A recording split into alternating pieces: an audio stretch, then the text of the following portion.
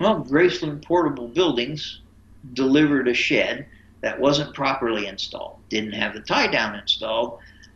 It was built to hold my car, which I placed in there. And because of their poor engineering, it destroyed the paint job of my car and allowed rodents to come and go and destroyed a bunch of my personal property. Attempts to reach them to resolve this have been completely useless. They don't reply at all, except with this lawsuit, and they don't even return calls about that. And how does it make me feel? It makes me feel extraordinarily angry.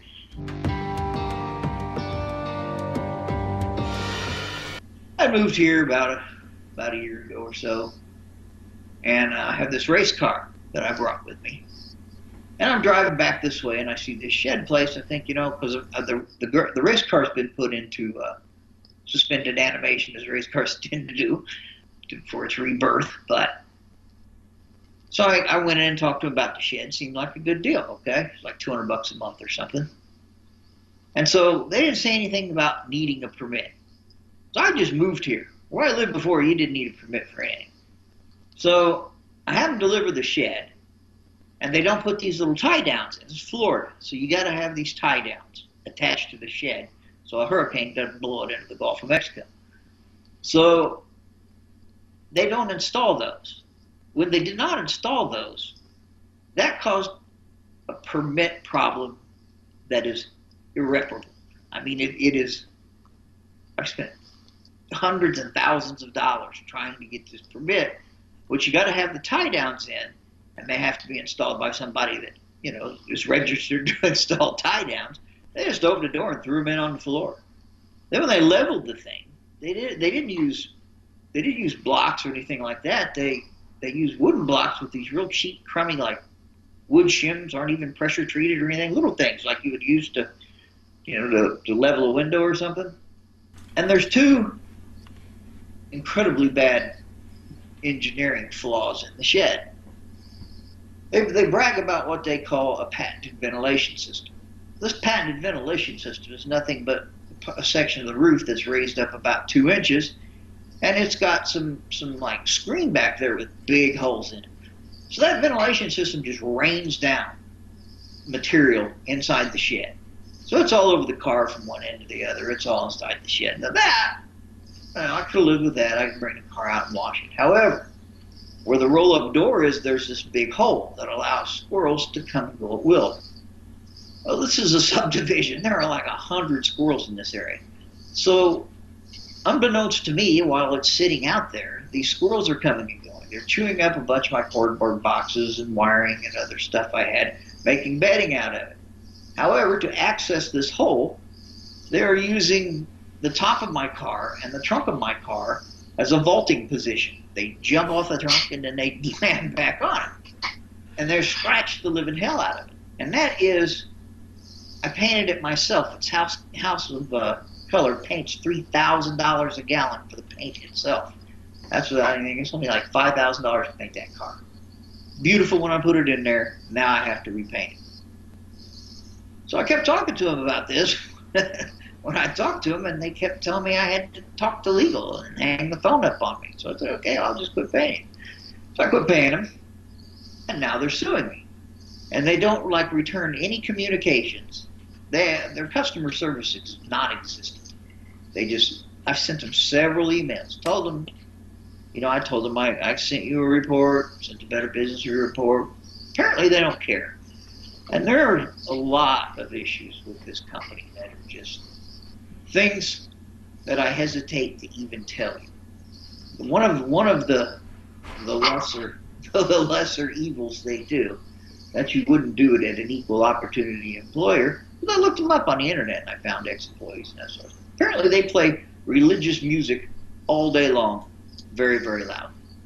They make reference to God in their mission statements, things like that. And I think what we have here are people who are like Jim and Tammy Baker and Joel Osteen. They're all about God when when He wants them. He wants them to have a lot of money. He sends them to you so you can give Him a lot of money, which you should have. And I think that's their basic religious outlook: is we believe in God as long as it serves us to take your money. And if you want us to pay for any damage we caused, well, God doesn't want us to do that. And we're not. Not only are we not going to do that, we're not going to respond to any of your correspondence. And then there is a even more troubling, very, very disturbing little thing. I got upset with them. So they are two very disturbing issues. Things that you wouldn't believe happen. I got upset, so I put an ad in Craigslist to see if there's anybody else in the Ocala area that were having problems with them. So we'd be able to do because there's 100 people on your side, maybe a class action lawsuit. I get a response from their company that it's just 4 profanity-laden sentences, an absolute tirade. Basically, F me, you P-U-S-S-Y, you're just a disgruntled, and it just unloads on me with profanity. It's unbelievable. I still have it. Of course, I saved that. It's unbelievable. So I told them that I had done that. That's how they knew to respond on it, because I'm trying to put a little pressure on them so they'll at least contact me and we can resolve this issue. They're wanting to just sue me for $5,500 or take the shed back, but we are past that now. Their design has cost $5,000 in damage to my car. I have fines for permits and extensions and thousands of dollars wrapped up in that, and I'm just not going down alone on this deal. So I'm not taking the whole bullet. So at the same time, now I told them right after I sent that Craigslist ad, I sent it to them so they might understand the seriousness of my commitment to right this wrong. And that's what they sent me back. Simultaneously, I went up to the area very, very close to where their office is here, or where they sell sheds here, their lot, and I put up some flyers. And I get back flyers that are saying that they are extremely discriminating against African American people. Well, I went and talked to them, and they are all about that.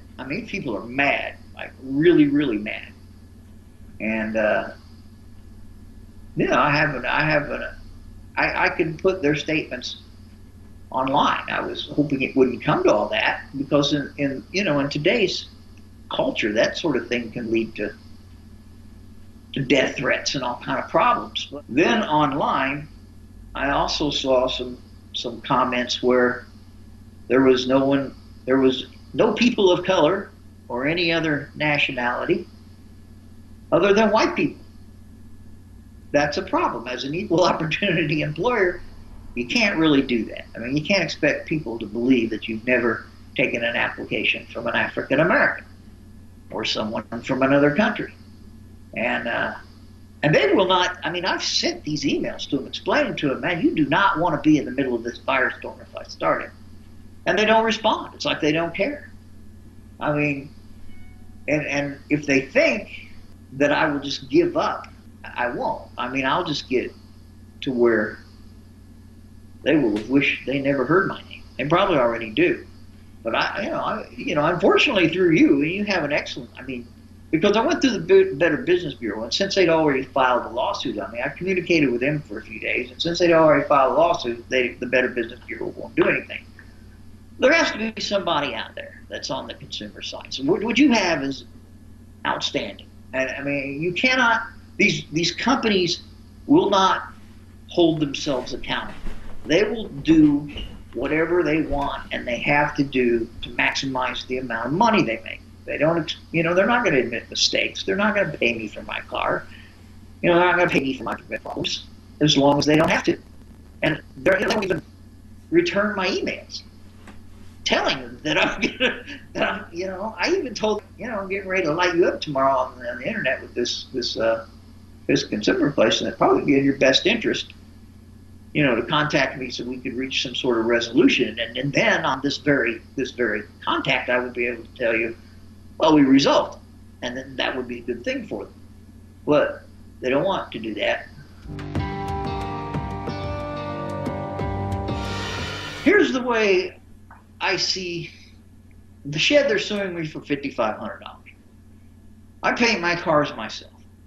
It will cost me $5,000 in material to paint the car, plus a lot of labor. And then I have thousands of dollars in fines and fees and permits. So basically, I would just be happy if they just dropped the lawsuit, sent me a receipt for the shed paid in full, and they will have still. And of course, it doesn't cost them $5,500 to build that shed. You got to remember, there probably isn't $2,000 worth of material there. So for the actual amount of money that they have invested will be $2,000 versus my $7,000 to $10,000.